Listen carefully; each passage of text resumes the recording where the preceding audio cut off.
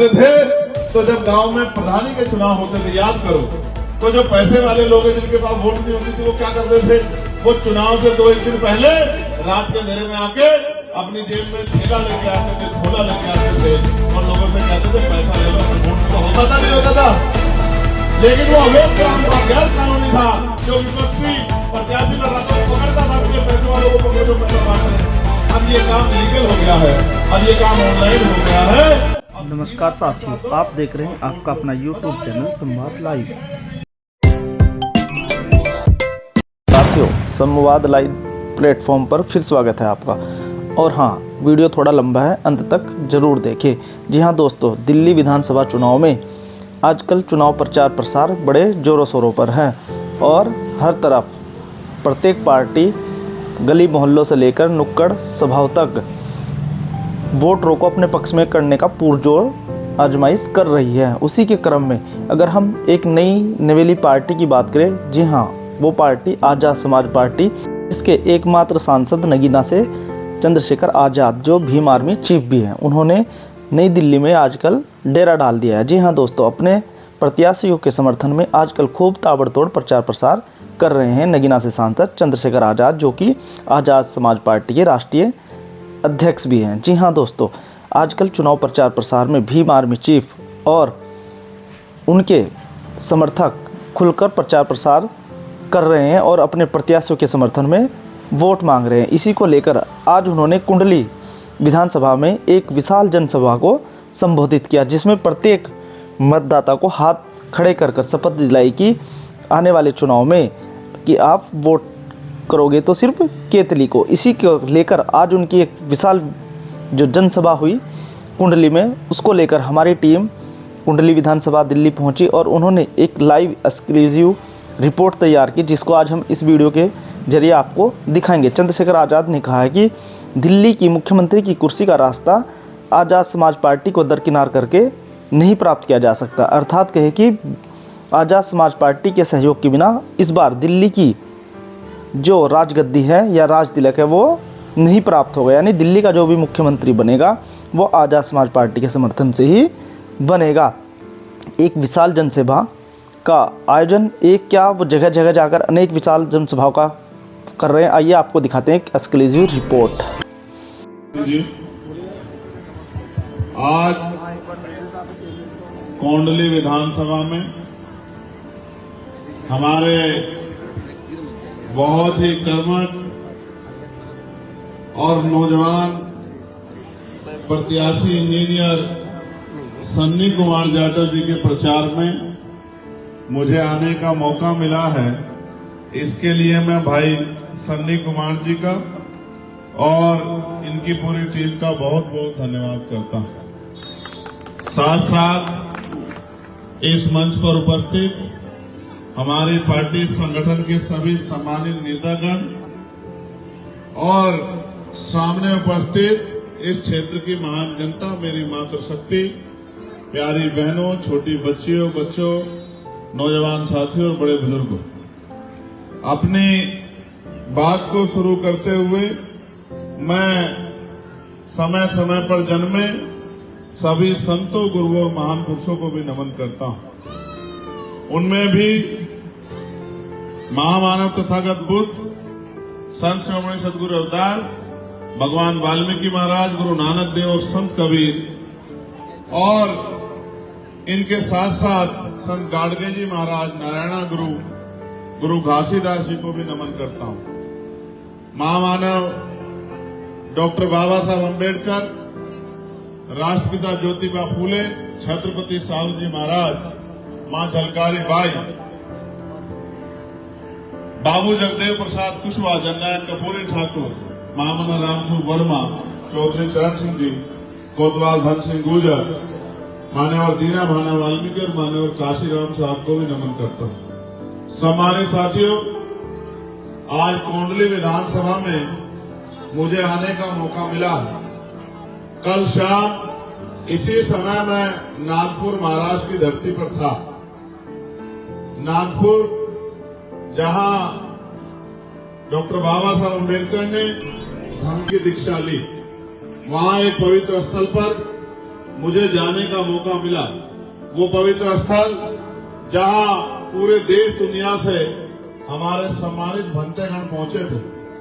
यहां दिल्ली और उत्तर प्रदेश के सम्मानित भंतेगण भी वहां पहुंचे थे। एक बहुत बड़ा समुद्र, लगभग 50,000 लोग, उनमें भी बहुत बड़ी संख्या माओं की, बहनों की, महिलाओं की। रात को 12 बजे तक मैं वहां रुका। फिर उनसे मिलने के बाद वापस नागपुर आया। 3 बज गए, 3:30 बजे सोया, 5 बजे वहां से निकला, फ्लाइट ली, दिल्ली आया। दिल्ली आके सीधा हाउस गया। हाउस में आज राष्ट्रपति जी का अभिभाषण था। उसको खत्म होने के बाद फिर अपने और काम निपटाए और अब आपके बीच में भाई सन्नी जी के प्रचार में मुझे आने का मौका मिला।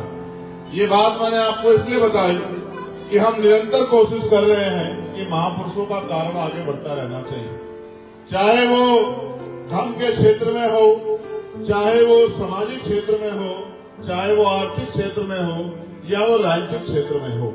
और जहां देश में राजनीति कुछ लोगों के लिए व्यापार है, वहां हमारे लिए राजनीति हमारे आने वाली नस्लों और वर्तमान में हमारे भविष्य को बदलने का हथियार है।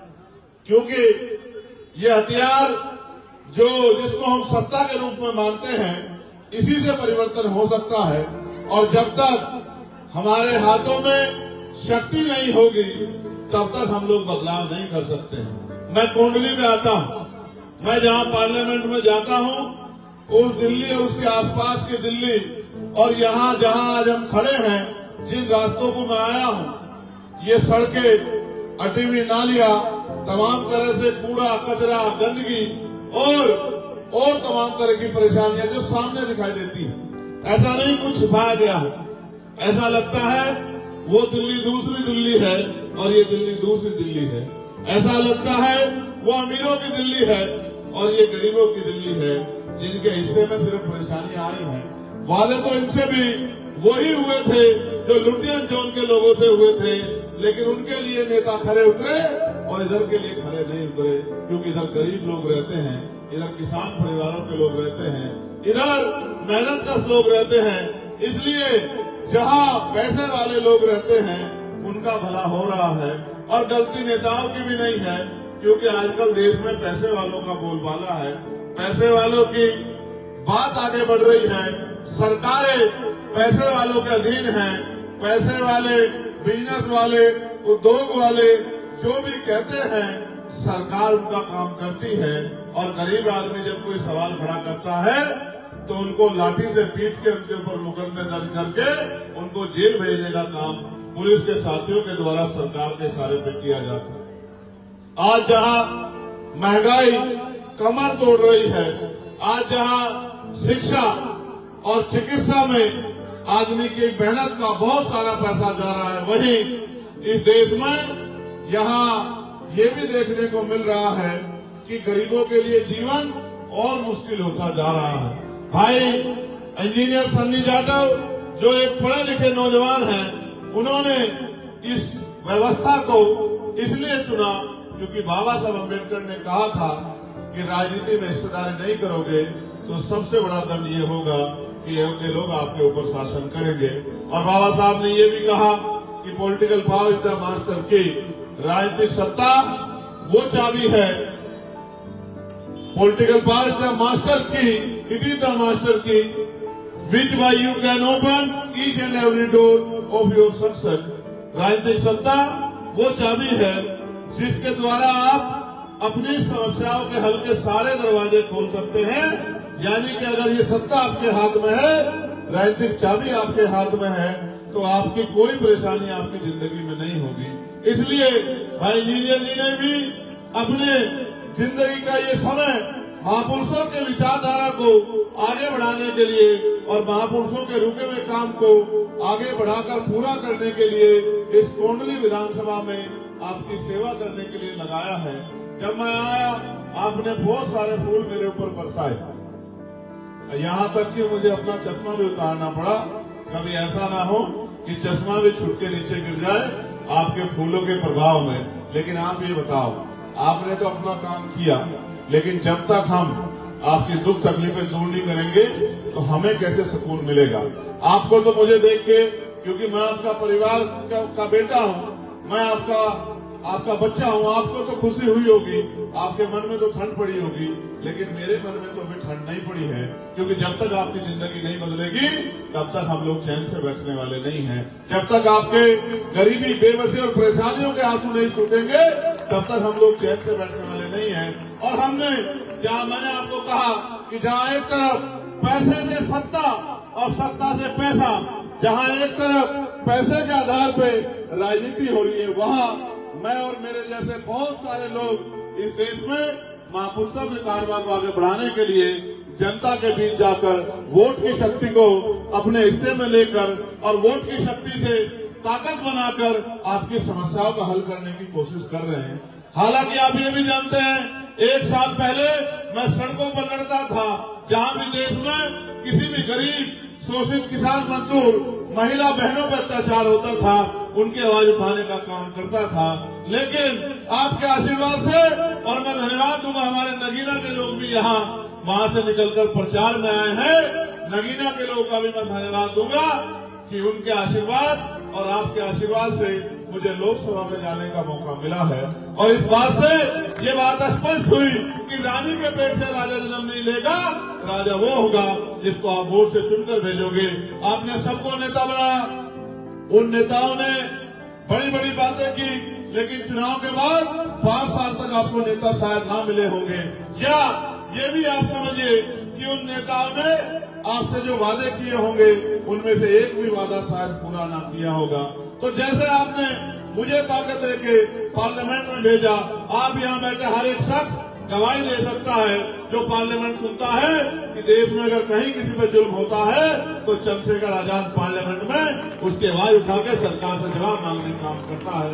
और तो ये शक्ति भी मुझे आपने दी कि आपने मुझे महापुरुषों के विषय में संघर्ष करके जानकारी दी। मुझसे बड़े बड़े सीनियर लोग यहाँ बैठे हैं, हमारी माताएं बहनें यहाँ बैठी हैं। आप पहले से बाबा साहब अम्बेडकर के आंदोलन को, आप पहले से मानव काशीराम साहब के आंदोलन को चलाते आ रहे थे। हम तो आपसे सीख के इस आंदोलन को आगे बढ़ाने के लिए मैदान में आए हैं। लेकिन आज आप ये महसूस करके देखिए कि आज भारतीय संविधान की वजह से मेरे जैसा प्राइमरी स्कूल के हेडमास्टर का बेटा प्रधानमंत्री जी के सामने आंख से आंख मिला के आपके लिए सवाल कर सकता है। ये शक्ति संविधान ने दी है, लेकिन संविधान ने जब शक्ति दी है तो इस शक्ति का प्रयोग भी हमें करना आना चाहिए। आज हमारी उंगली में ताकत है, हम जिसे चाहे कुर्सी पर बिठा दें और जिसे चाहे कुर्सी पर उठा के जमीन पर पटक दें।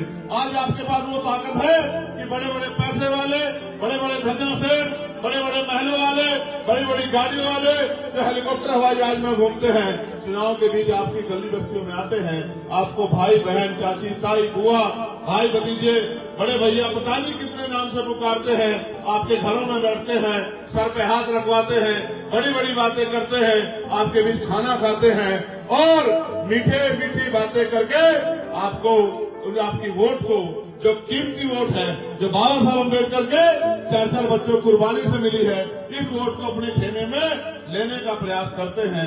हालांकि आप ये भी जानते हो, जिन्होंने हजारों साल आपकी परेशानियों की तरफ मुड़कर नहीं देखा, वो अब चुनाव के बाद या चुनाव के समय, क्योंकि उनकी जरूरत है, उनका टाइम है, उनको आगे बढ़ना है, वो आपकी बस्तियों में, गलियों में आ रहे हैं, तो वो आपके फायदे के लिए नहीं आ रहे हैं, वो अपने फायदे के लिए आ रहे हैं कि वोट आपका लेंगे और काम अपना करेंगे, वोट आपका लेंगे और घर अपना भरेंगे, और चुनाव के बाद फिर आपको एहसास होता है कि हम तो ठगे गए हैं। मैं बात आपको इसलिए कह रहा हूँ कि बाबा साहब ने तो वोट की शक्ति दी थी, हम उस हथियार का सही प्रयोग नहीं कर पा रहे हैं, इसलिए इस देश में तमाम तरह की परेशानियां हमारे ऊपर बुलंद हैं।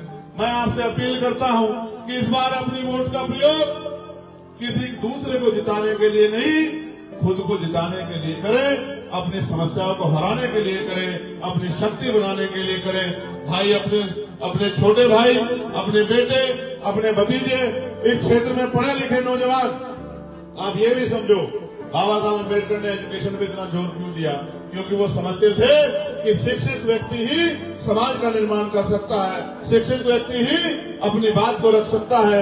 इंजीनियर सन्नी जाटव पढ़े लिखे नौजवान हैं और आपके बीच में आपकी सेवा करने के लिए आए हैं। अगर आपने इनके सर पे हाथ रखा और इनको वोट की ताकत से आगे बढ़ने का मौका दिया तो मैं आपको विश्वास दिला के कहता हूं कि फिर आपको किसी के आगे हाथ नहीं फैलाना पड़ेगा, क्योंकि आपकी समस्याओं को, लड़ाई को लड़ने का काम भाई सन्नी जाटव जी आपका बेटा भाई बन के करेंगे। और आप जानते हो बेटा भाई कभी परिवार से दूर नहीं रहता। इसलिए मैं ज्यादा लंबी चौड़ी बात नहीं करता, मैं आपसे फिर कहना चाहता हूं इन 2-4 बातों के साथ। जैसे यहाँ आम आदमी पार्टी की 10 साल से सरकार है। आम आदमी पार्टी के लोग कह रहे हैं कि हम 2100 रुपए महिलाओं को देंगे। कह रहे नहीं कह रहे, कह रहे नहीं कह रहे। तो मैंने परसों ही पंजाब में फोन करके जहां उनकी सरकार है पूछा कि यहाँ भी इन्होंने कहा था कि हम 2000 रुपए देंगे, मिल रहे नहीं मिल रहे, 3 साल हो गए। तो पंजाब की महिलाओं ने कहा कि भैया ठेंगा मिल रहा है, यहाँ कोई पैसा वैसा नहीं मिल रहा, चुनाव खत्म हो गया, अब नेता ढूंढे भी नहीं मिलते।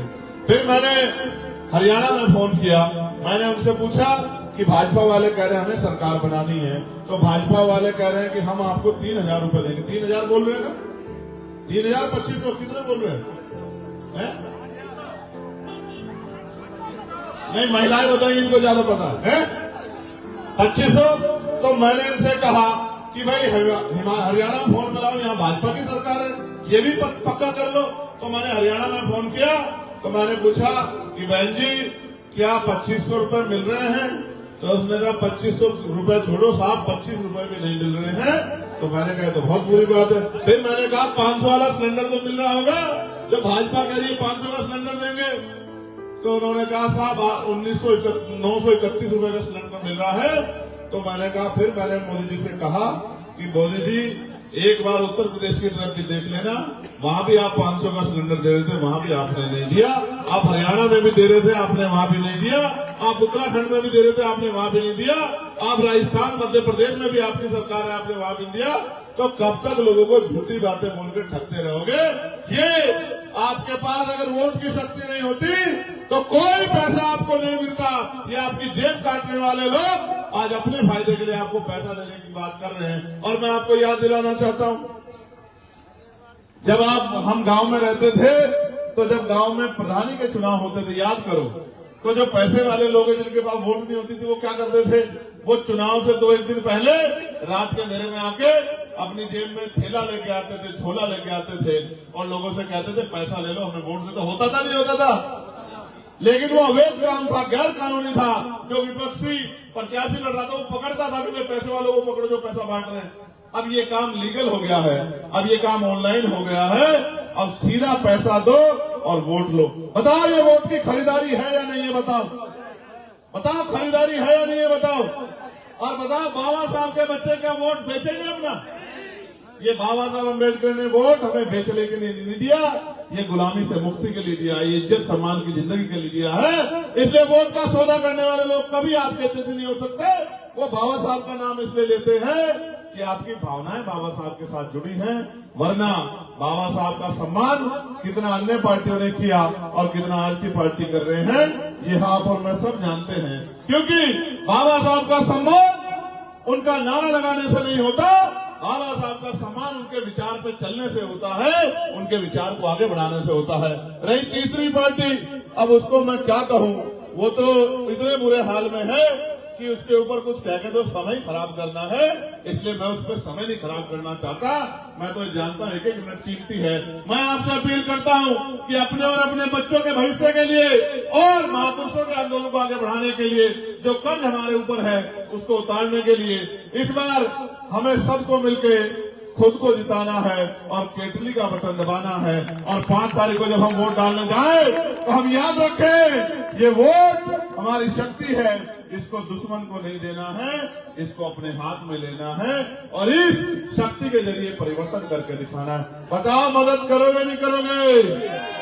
देखो, आप मुझे देखे और समय समय पे जिसने भी आंदोलन का नेतृत्व किया, आप सपने बहुत देखते हो कि भाई ये आदमी आ गया है, अब हमारी जिंदगी बदल जाएगी। बड़े गौर से सुनना, आप सपने बहुत देखते हो कि भाई अब हमारा ये आदमी आ गया है, अब हमारी जिंदगी बदल देगा। बताओ कैसे बदलेगा? जब आप उसका साथ नहीं दोगे, जब तक आप उसको मजबूत नहीं करोगे, जब तक आप उसको शक्ति नहीं दोगे, जब तक आप उसकी बात के साथ नहीं खड़े होंगे, तो वही क्या बदल के दिखा देगा।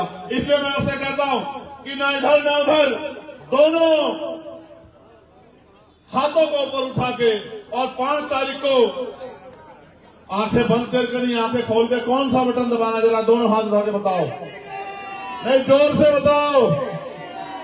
और आखिरी बात के साथ मैं अपनी वाणी को विराम दूंगा। आपकी जेब में फोन होंगे, है या नहीं है? आज तो हर घर में 3-3 4 फोन। साथियों, आज की वीडियो में इतना ही। अगर आपको हमारी यह वीडियो अच्छी लगी है तो लाइक करें, शेयर करें और हमारे चैनल संवाद लाइव को सब्सक्राइब करना न भूलें। मिलते हैं अगली वीडियो में, तब तक के लिए नमस्कार, जय हिंद।